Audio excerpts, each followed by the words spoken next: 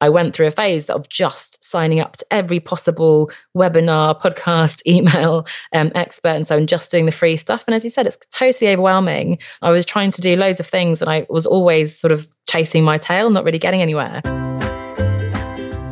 Hey there, I'm Goli Kalkaran, and this is Lessons from a Quitter, where we believe that it's never too late to start over. No matter how much time or money you've spent getting to where you are, if ultimately you are not happy, then it's time to get out. If you're feeling stuck and you feel like there's gotta be more, there's gotta be a way to feel fulfilled and excited about what you do, then this is the podcast for you. Each week, I will sit down with an inspiring guest who quit their professional career in order to forge their own path and create a life that they love. Welcome to another episode of Lessons from a Quitter. I am so happy you are here. Happy New Year. It is the first episode of 2019. I'm really excited about what is to come with the podcast. I have some incredible guests lined up that I can't wait to share.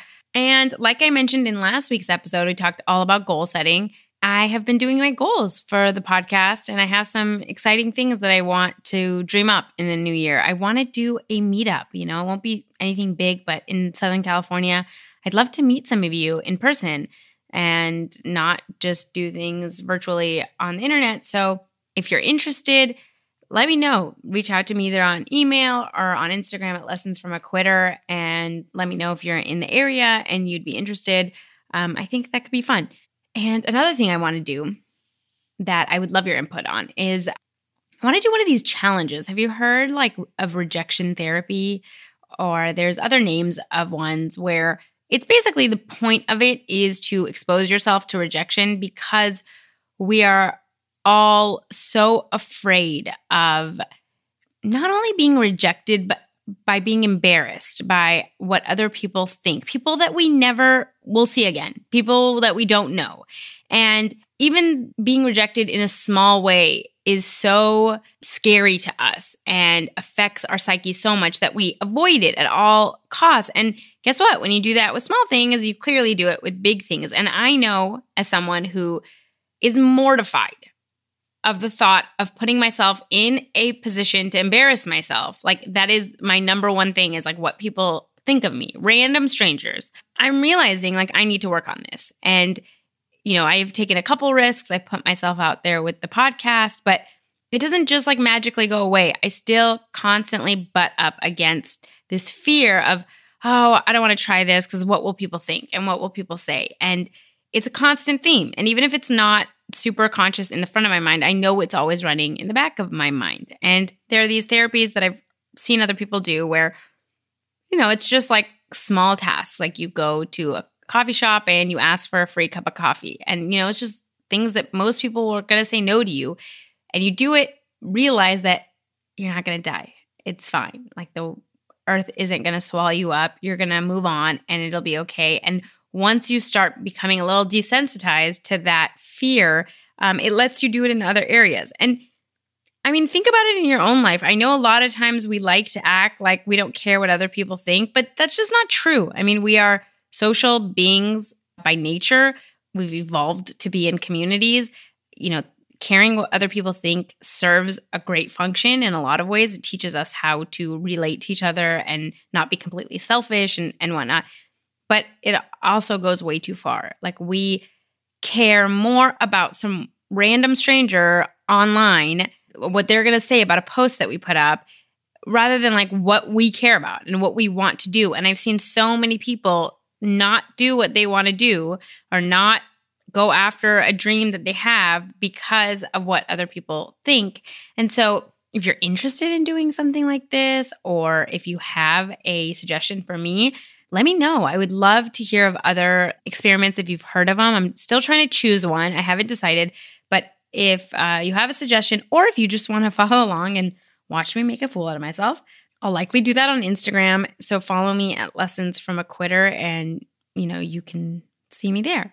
Speaking of Instagram, I recently posted a quote that I wanted to kind of start this new year off with. And it's by Nora Roberts. And she says, the first simple rule in life: if you don't go after what you want, you'll never have it. I mean, it is so simple. Like it's a little cliche, but it's so true. No matter how much you sit and complain, no matter how much you bitch about where you're at or hope for a time when it's going to be right, like that will never get you anywhere. If you want a change, then you have to act. There is no other answer.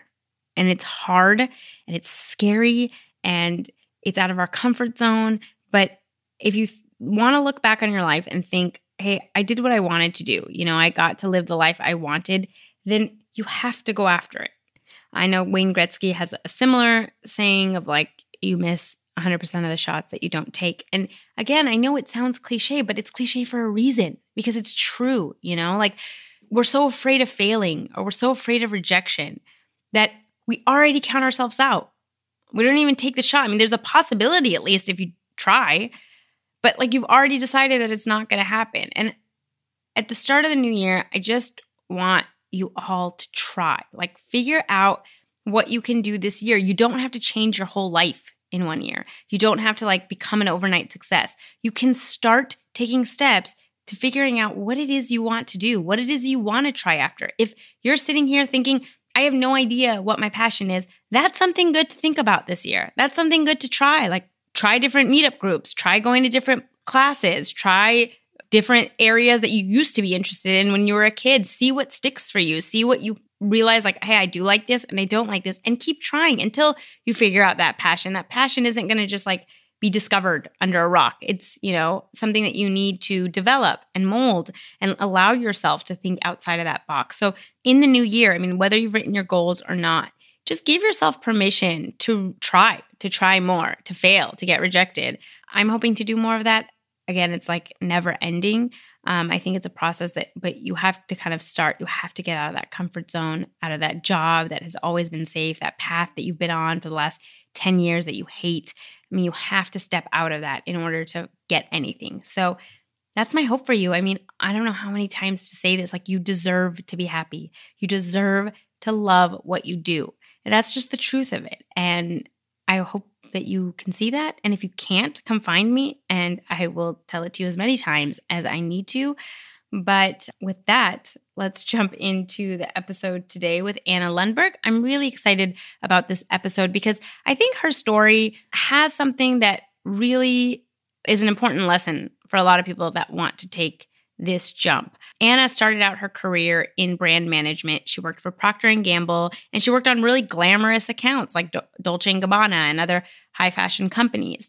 And, she was making great money. She was living this like glamorous lifestyle, and there was something that wasn't making her happy. And it wasn't until she took a sabbatical to just take some time off that she realized, I don't want to go back. And that led her on this journey. But what I think is interesting about her journey is that a lot of times we glorify these jumps and we think we're going to jump and everything is going to be great like right after. And I think that what she shows is, she was making a lot of money at Procter & Gamble and had this high-powered position, and she wasn't happy. And when she jumped and she started traveling the world and she didn't really want to work, she also realized that doesn't work either. Like you need to make money, you need to be able to live. And I think when she kind of found the happy medium is what we're all should be looking for. She's now the founder of One Step Outside, where she helps people around the world build businesses and create a lifestyle that allows them an unimagined sense of freedom, flexibility, and fulfillment. Since leaving her corporate job in 2013, she's now reimagining what success looks like, and she's passionate about inspiring and supporting others to do the same. She recently started a podcast that we'll talk about, and we'll get into all the other exciting things that she's doing. She's very insightful and inspiring. I can't wait to get into it, so let's jump right in. Hi, Anna. Thank you so much for joining me. Thank you for having me. It's a pleasure. I'm so excited to have you on, and I think that this is going to be a really helpful episode, especially all of the stuff that you are helping with your clients today. I know that my audience would love that, but let's kind of start back at the beginning. And why don't you tell us what you were doing before you made your big jump? Yeah, sure. So to go way back, I actually didn't really know what I wanted to do career-wise, as maybe many people do. So I studied philosophy, politics, economics, and wanted to work at the United Nations, actually. So I did some internships at the UN Development Programme and some different non-governmental organizations. I studied a master's, And eventually, as I say, I ended up at Procter & Gamble, which is a big multinational corporation. To be perfectly honest, I had no idea who they were. I must admit, it was very different to what I thought I'd be doing. But, I had student loans, and I came out of actually an internship at the UN, was in the communications department. So it was sort of PR, marketing. So I thought, hey, if I don't get a job in the public sector, maybe I can go to the private sector, I can get lots of experience and then come back. So that was my thinking. I had a rationale and I ended up in marketing. So I was brand manager at Procter & Gamble for 7 years. I know we were talking about earlier, you were doing some pretty glamorous, I think, for what people from the outside look at, like glamorous type work, like the brands that you were working with, right? Yeah, and when I look back, I think I was incredibly lucky to, first of all, get into quite a senior position right away, because the way that company works is they promote from within, but they take quite junior people straight out of university and give you a lot of responsibility straight out of the gate. So I was working on initially some cheaper, younger brands like Puma and so on, but then Puma does make a perfume, by the way, in case nobody knew. It's a sports brand, so it wasn't great from a premium perspective. But then I moved on to Dolce Gabbana and Hugo Boss, and I eventually specialized in digital marketing, which, was a great step forward too, because it's such an in-demand skill and so useful, obviously, when you start your own business as well. Right. And so what was it like? At what point were you kind of getting this feeling that this isn't what you want to do, or that you wanted to make a change?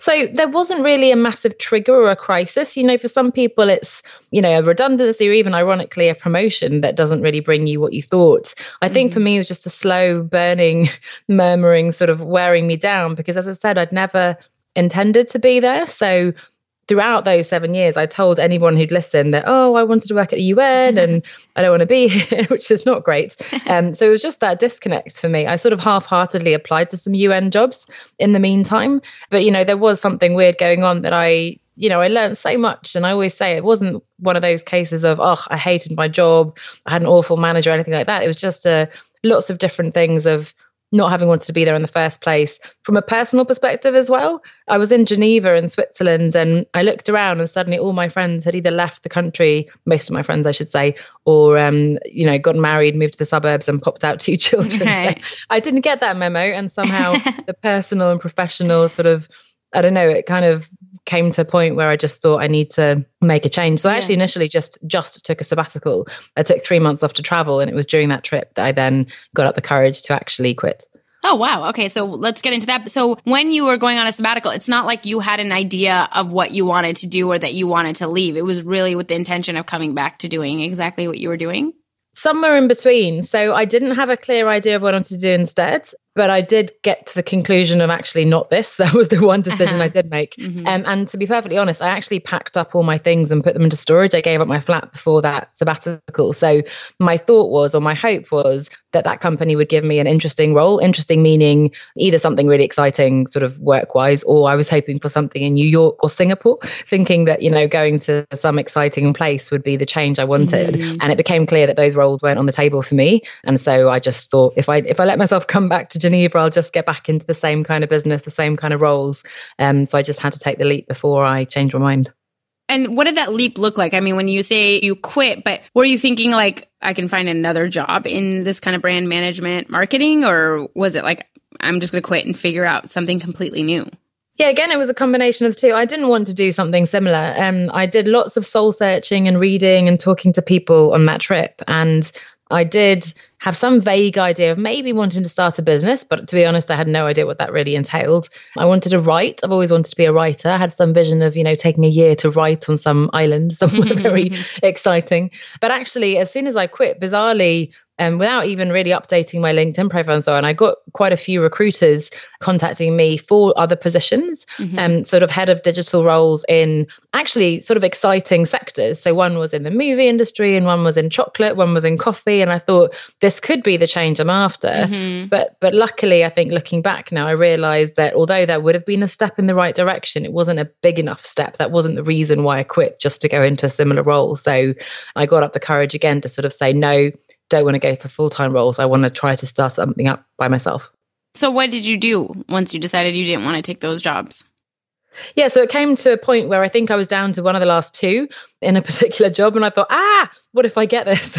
And I thought, I quickly sort of said, actually, I contacted them and I said, you know what, I'm going to start up my own. I actually proposed to them because in that particular case, the other candidate was more senior than me, had more experience, but I had more digital experience. So I thought quite cleverly said, hey, take this other person and then bring me on as a digital consultant, which they didn't do. But, I thought that was a clever proposal. But yeah, so I actually officially incorporated my business for £12 here in London. And I was lucky to have actually several colleagues, but initially a colleague who was setting up a business who asked me to do some consulting there. And then my network from that job was actually amazing. And most of the big roles that I got were via people who'd been at P&G and who thought of me, because digital was still, and I think still is to some extent, quite an unusual skill set. So when they needed someone digital, they were like, oh, Anna, which was incredible for me, obviously. So I really hit the ground running with some big contracts right away. That's wonderful. And so going back when you made this decision to go on the sabbatical and then to leave this job, did you get any like pushback from your friends or family about like, why are you leaving this, dream job or this glamorous lifestyle? Yes, definitely. I mean, the inner critic was the big one. I always say that I have good girl syndrome from school, that, always living up to people's expectations, doing what I'm supposed to do. And I hated getting in trouble at school. My face would go bright red. So doing anything like this was so on me, sort of quitting without any kind of backup plan, not knowing. And both the rational side of my brain and a lot of friends and family said, like, what on earth are you doing? You should find something else before you quit and so on. But I like to think that it's my one big decision, certainly the first big decision I made really intuitively, which is, also not sort of in my, I guess it is in my nature, but it's not in my conditioning because I'm being conditioned to use my brain and rationale and logic. So it was more sort of a heart intuition decision. And looking back, it was the best decision I ever made, which is interesting. No, that's awesome. And I think that's what a lot of people that listen struggle with, is that once you've done something for so long and you yourself have doubts and then other people are mirroring those doubts and you don't know really what that next step is, or like when you're saying even, taking on these consultancies, like how do you do that? What do you charge? Like when people let a lot of those fears kind of keep them stuck because it's like, I don't know how to build a business like that. I don't know how to make myself a consultant. And so I'll just stay in this role. And so I'm just wondering, what was it, do you think, that gave you that courage? Like, do you remember something specifically that it was kind of like, I don't care if I don't know what I'm doing, I'm just going to give this a shot? Like what allowed you to get over that hump? Yeah, I think it was lots of little steps. Even though I say it was a leap, it was really many steps. I thought, as many people do, I make that one decision and ta-da, I'm going to live my most amazing, authentic life with a successful business. And as it turns out, it's a long, process of lots of hard work and lots of little decisions. So I think a few things helped me, definitely help others as well. One was meeting new people. So of course, traveling, getting out of my comfort zone and that bubble was really great because I saw people living totally different lives, different careers, and very different to my own background. So it made me realize actually there are other ways possible. So that was really helpful. I think, as you said, the thing about other people is really tricky because if they're echoing your own doubts, then that's just reinforcing what you're already afraid of. Right. So I think there's a bit of an incubation period needed when you haven't yet worked out what you want. Try not to share it with too many people because what's happened with some people I've worked with, they've said, by the way, I'm going to start a business. And the next day it's like, actually, I'm going to go traveling. And then the next day it's, I'm going to become a coach or whatever it is. And that suggests to other people that you don't really know. It sort of makes them uneasy. And people like your parents, your partner, your friends will go, are you sure you know what you're doing? Right. Whereas if you take some time off, maybe don't share with everybody every single idea that pops into your head, get a bit of clarity on what you want to do, and then go out and go, guys, this is my vision. I know it's going to be hard, but this is what I want to do, and I'll try. And if it doesn't work in a year, then I'll reconsider. Then people like your parents, who ultimately probably care about you and want you to be earning money and taking care of yourself, will go, okay, she understands the risks, she's trying this, and then there will be a backup, I suppose. So, and what happens then over time is they see that you're doing well, they see that you're loving what you're doing, and you build your confidence as well. So I think there's an element of protecting yourself from that negativity and going out and finding people who are doing those things so that you have that tribe of people who will support you and encourage you rather than go, oh no, that's never going to work and so on. Yeah, I think that's great advice. And I think, we hear that a lot. One, it's a million little steps. And I think the more you put yourself out there and meet other people, it gives you ideas. Like if you don't know how to, start a consultancy, like find other people that are consultants and figure out how they do it. And there's so much help out there. But I think when you're stuck in your own like cubicle, you don't really realize how to do all that stuff. So I think that's wonderful. So what did you do after you started doing consulting for like digital marketing? What did you do next? Yeah, I did that for a couple of years and it was another great step in the right direction. So it gave me a bit more freedom to choose clients and interesting projects and so on.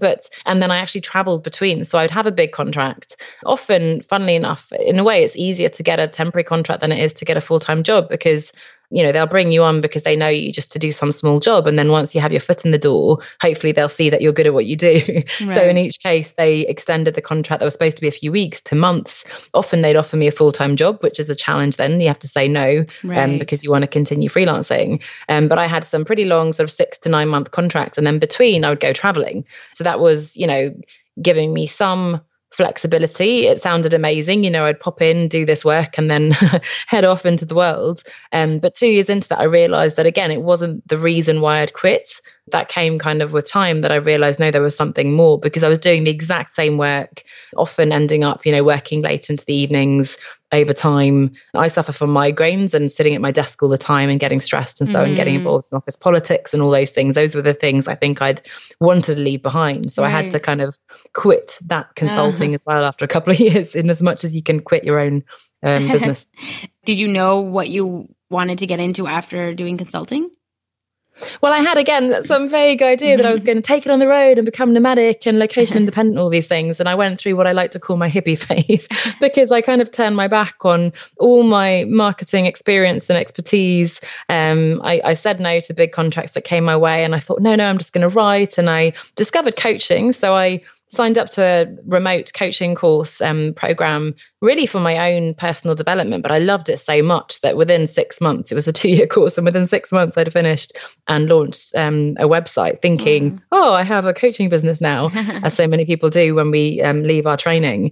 And obviously then the reality of what it takes to build a business began to dawn on me, how long it takes to build a personal brand, how you need to put yourself out there, build relationships, market yourself, ironically, because I came from a marketing background, but it's very different to market yourself than it is to market a business. And so that happened a little organically. And for those, 1 or 2 years, I didn't really put on my business hat and I wasn't being super sensible and strategic. To be perfectly honest, I was working through my savings, traveling, living in expensive Airbnbs, thinking, and I chose really expensive places. I was in San Francisco and Hawaii. I don't know what I was thinking.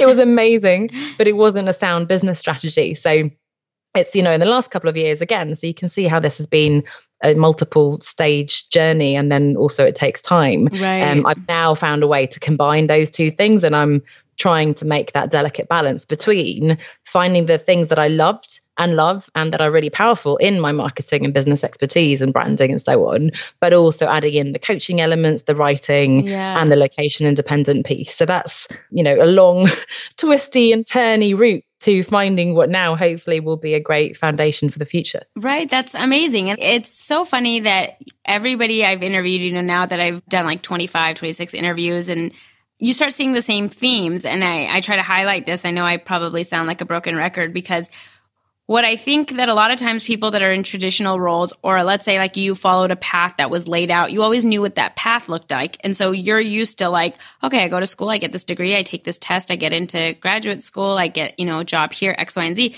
I think one of the blocks of starting something new, the frightening thing is that there is no path and you just have to do it. And what I hear from guest after guest is like, nobody has a straight path afterwards. It's always this twisty, turny, and you try it and you learn things and you figure out what works and doesn't and what you like and what you don't like. Because a lot of times, you think you're going to jump into something and that's like the thing you want to do. And then you try that and that's not the thing you want to do. And then you try something else. And so it's giving yourself permission to realize that like it's not going to be a straight path and that you're going to make mistakes and you're going to learn and you're going to have to adjust, and having the confidence that you will learn and figure it out. So I love that you're saying that like this, it doesn't just happen overnight, but it's still worth it.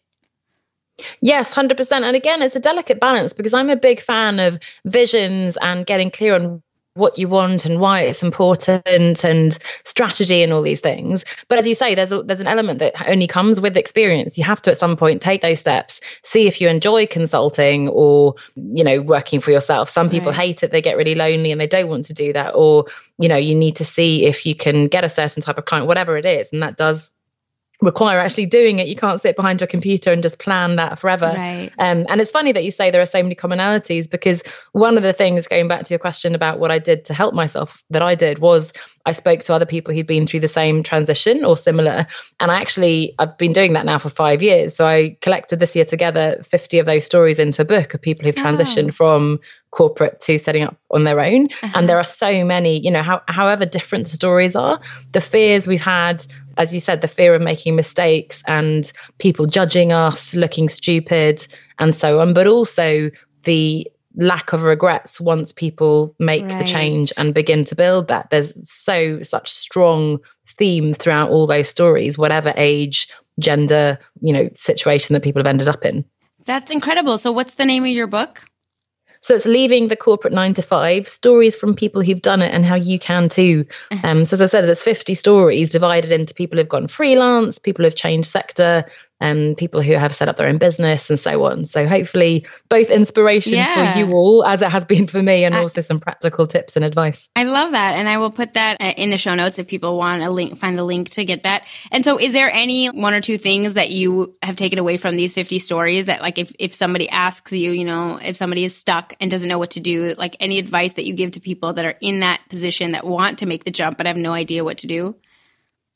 Yeah, I definitely have advice. And I think, obviously, and I could talk for hours about it, both my own experience and from other people. And I think what's great about the stories in the book is that there are some nuances.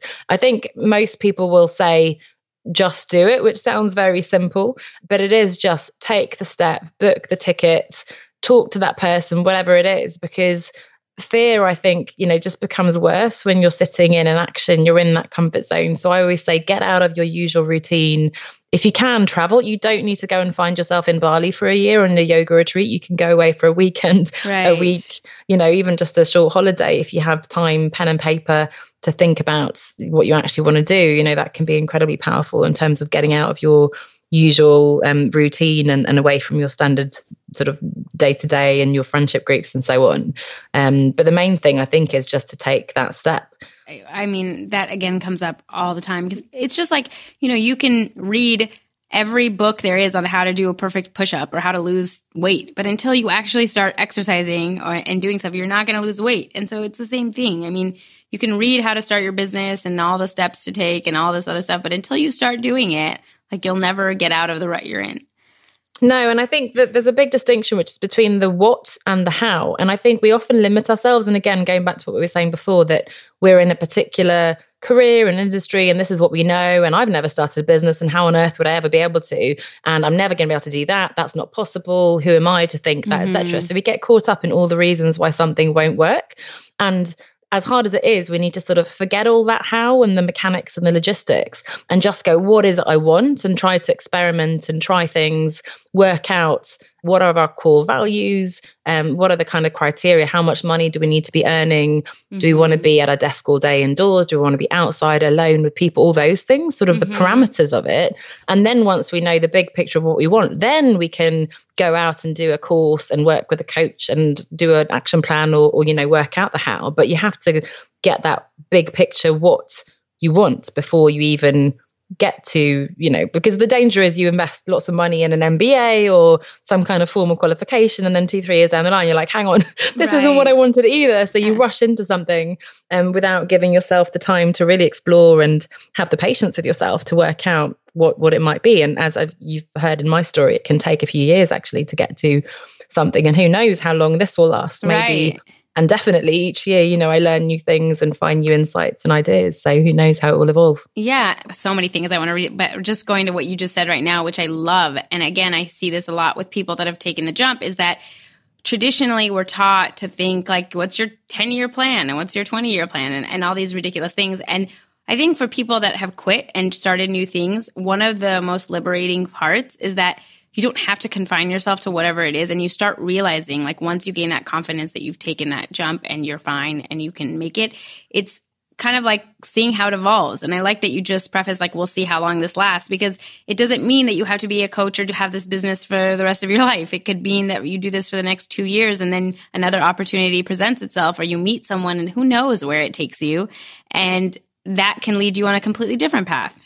Yeah, and the beauty is that there is no right answer. You were saying before that, we were on that kind of conveyor belt before, that there was always that next promotion and your boss is going to tell you what to do next and what training to go on and so on. And as scary as it is when you're doing your own thing and there is no exact copy to follow, that's also incredibly exciting. It means that there's, even though a coach can guide you on a particular business strategy or help you with a mindset block or something, ultimately it's your life, your business, and you have to and can make that decision. So it's both frightening that there's no right answer, but also incredibly empowering. Yes, absolutely. And I want to get to this whole coaching thing, because I know that's what you're doing. And you said that you had an incredible experience. And I think a lot of times people that have been in more traditional roles kind of feel a little skeptical, or they don't know, how would you find a good coach? And so what has your experience been like? And like, how can people that really want to gain some clarity, and, I know that having a coach can speed up that process. Like,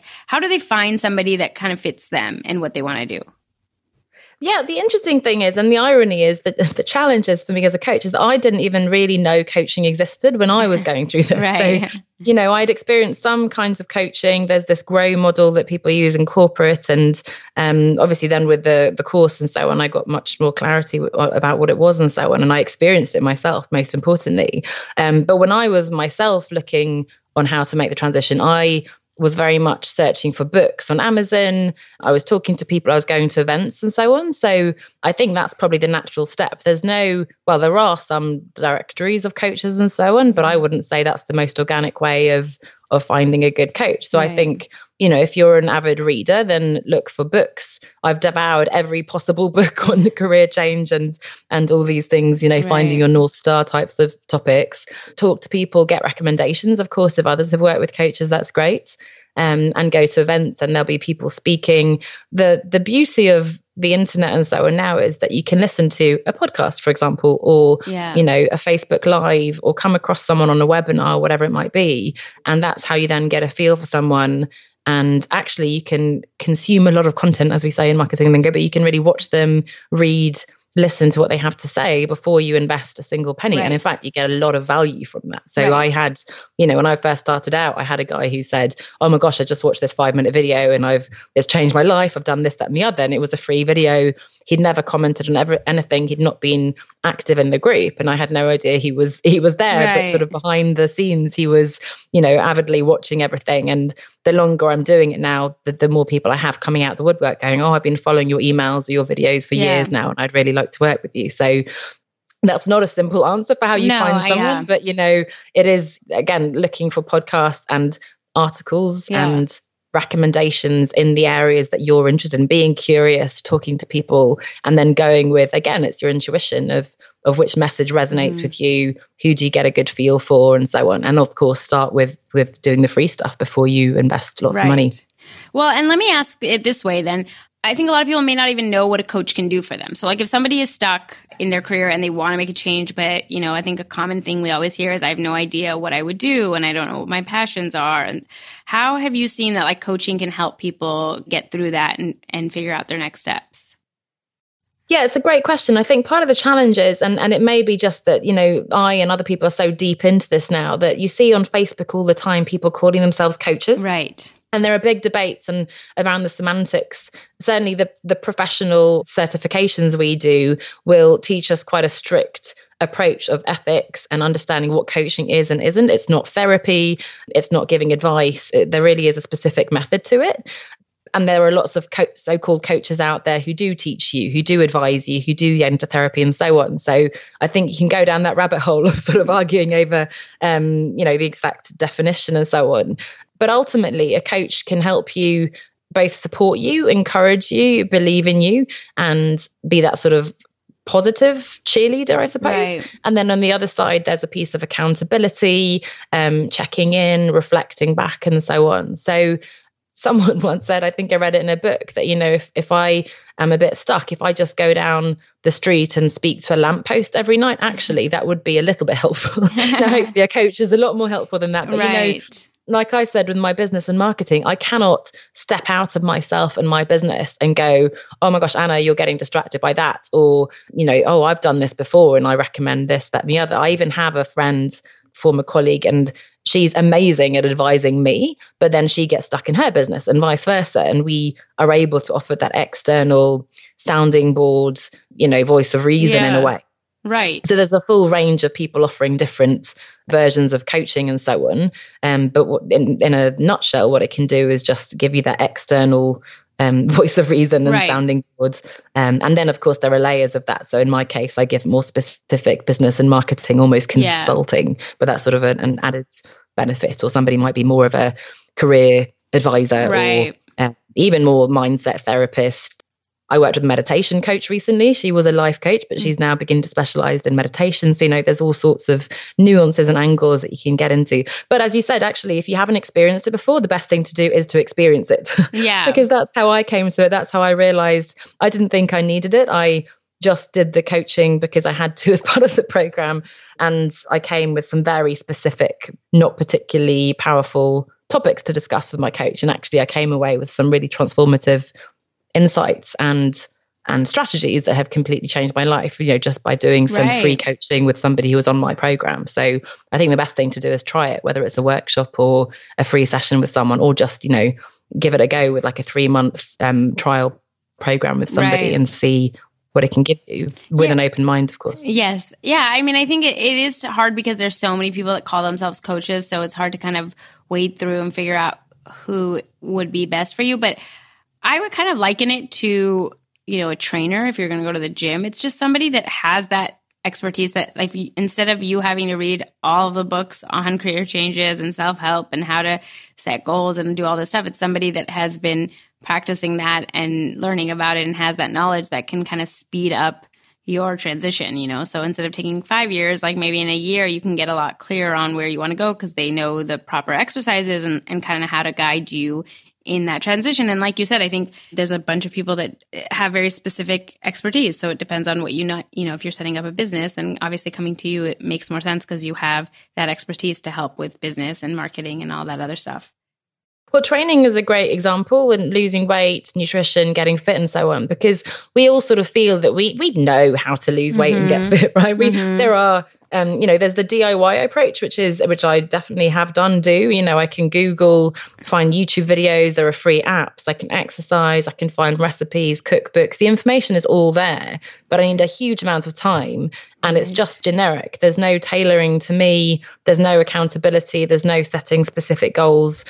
Someone telling me based on my body shape and lifestyle and so on, right? So that's sort of the DIY. Then you can go to the gym, maybe you can get some more advice there, so you're getting some more expertise. And then ultimately, as you said, investing in a personal trainer, they're going to, sit down with you, do your measurements, really check in, okay, your goal is to lose this by a year from now, and understand why that's important to you, right? Because just losing weight for the sake of losing weight isn't going to be particularly motivating. So get super clear on what your goals are and why, and then give you that really tailored program, diet, nutrition, and as you said, from a place of expertise as well. So it's a great parallel there. The difference between, if I've got loads of time on my hands, yes, there's a lot of free information out there. But let's say business and marketing specifically, some people will tell you to do webinars, Facebook Live, podcasts, write this, do that, message that, and so on. And it's completely overwhelming. Yeah. If you try to do all of it, you'll end up with nothing.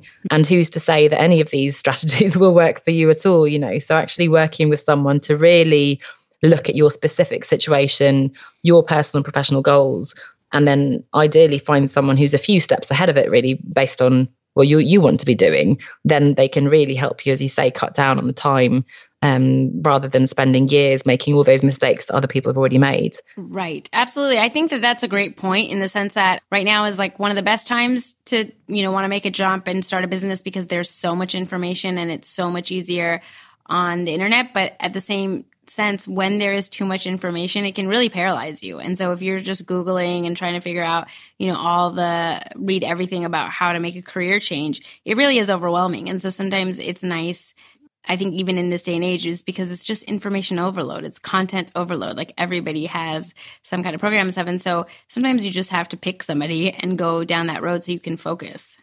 Yes. And look, I'm a so-called business marketing expert, right? So I should be able to do it myself. And I tried. But the reality was it was very slow. Right. I wasn't particularly consistent. I got very easily distracted. Speaking of how you find someone, I found someone, my coach is Kelly Roach at the moment. And someone recommended her in a Facebook group. I came across her in a webinar. And I think, she was also a guest on a podcast where I was a guest, the week before. So there were sort of three kind of points of recommendation, as it were, that came together. I kind of liked her approach. I wasn't her typical client, but there was something about her message that resonated with me. And I did 3 months with her. I then invested this year in a year with her.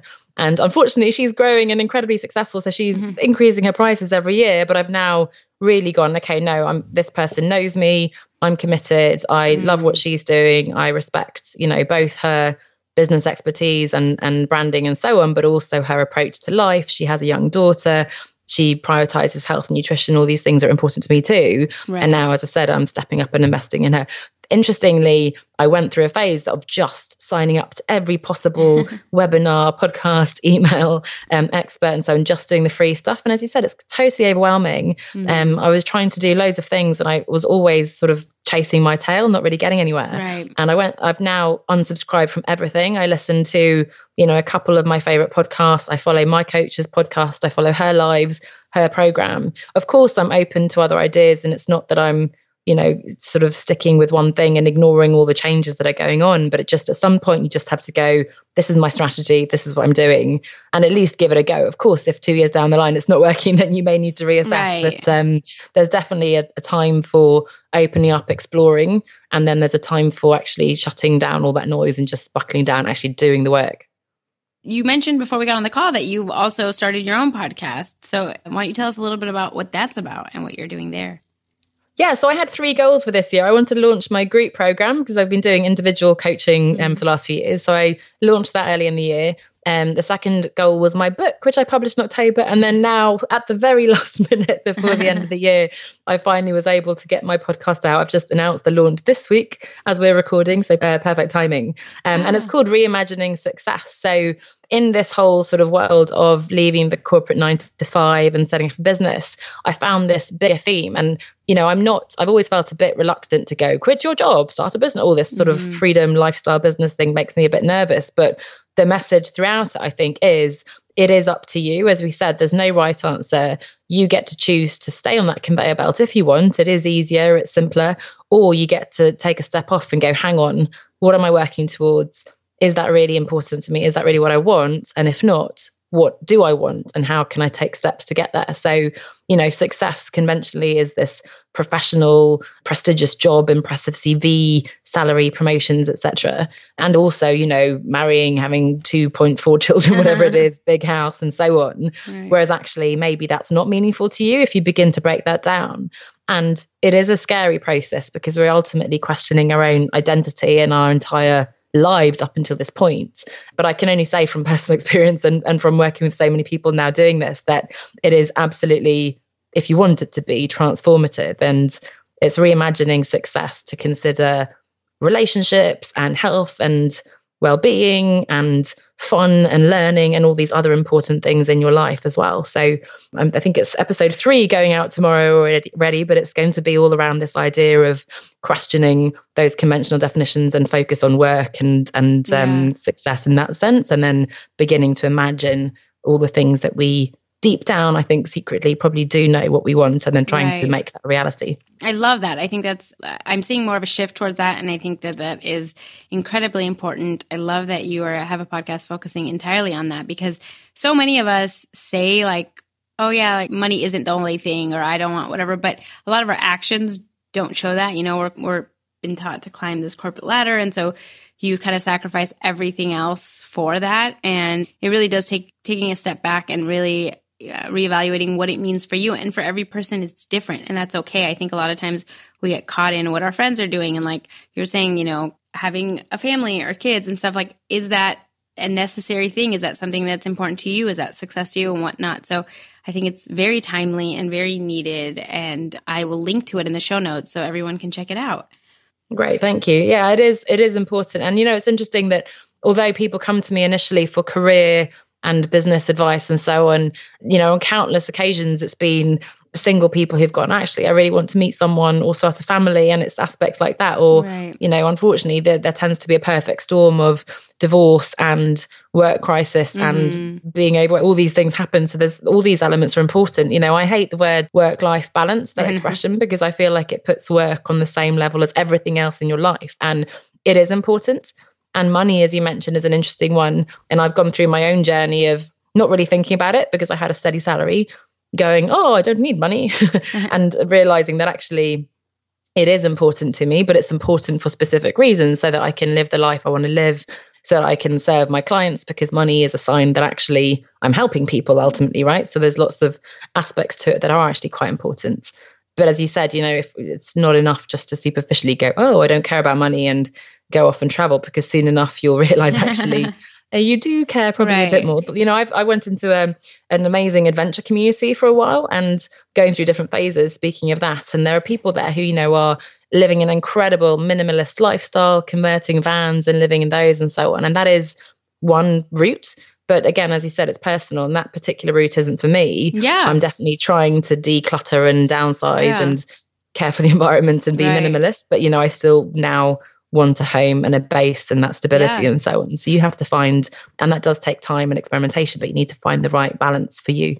Absolutely. And I think that's a good point, because I think sometimes it's funny, obviously I'm in America, and I think there's this interesting thing where there's like this American dream and everybody kind of goes for, becoming a success and making money. But then there's also this negative connotation. And so people try to justify like, oh, I don't really, I don't need money.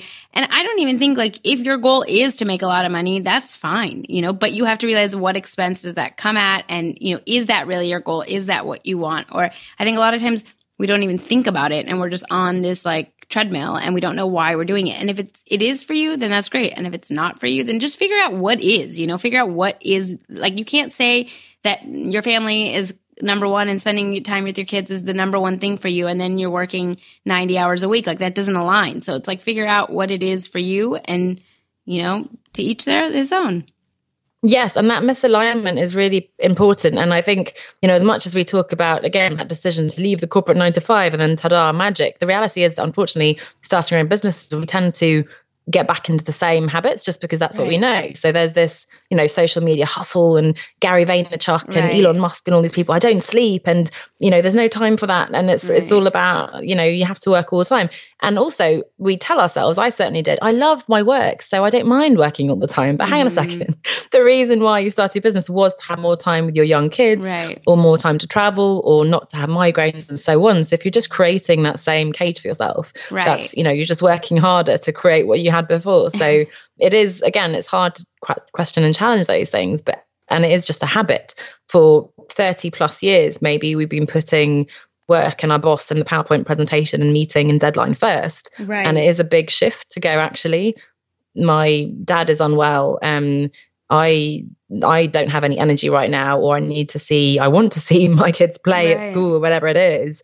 And the wonderful thing is that once you start doing that, people respect it. The world doesn't come crashing down. You actually, I actually spoke to someone a few weeks ago, and she said she's now pregnant with her second child, having her first child did wonders for her business. She just became more confident. She was more clear with her boundaries of, this is when I can take clients. People respected her for it. She was charging more, So it's not that you're choosing also your health, your family over the business. For me, it's important that actually the one strengthens the other. So it is possible to, and in fact, it's better to take care of yourself, your family, and so on, in order to have a strong foundation for your business and for your career. I love that. I couldn't agree more with you. So where can people find you if they want to learn more about what you do or maybe work with you? Yeah, so the business is one step outside, and it comes from a quote, everything you've ever wanted is one step outside your comfort zone. So really nicely tying into quite a few of the themes we talked about. You can find me on onestepoutside.com. There's a great Facebook group, One Step Outside. And of course, we mentioned the podcast there as well. So hopefully if you search Reimagining Success on your favorite podcast app, you'll find that, and you'll have a few first episodes to listen to already. Wonderful. And I will link to all of that in the show notes in case you guys can't write it down right now, so you can find it on the website. Thank you so much for taking the time to talk to me, and I love this. Thank you so much. It was so interesting. And I always love hearing, again, the commonalities that you've heard and different experiences. So thank you so much for your time. Bye. Thank you so much for listening. I can't tell you how much it means to me. If you liked the podcast, please rate and review us on iTunes. It'll help other people find the show. If you want to connect or reach out, follow along on Instagram and Facebook at Lessons from a Quitter and on Twitter at Quitter Podcast. I would love to hear from you guys. And I'll see you on the next episode.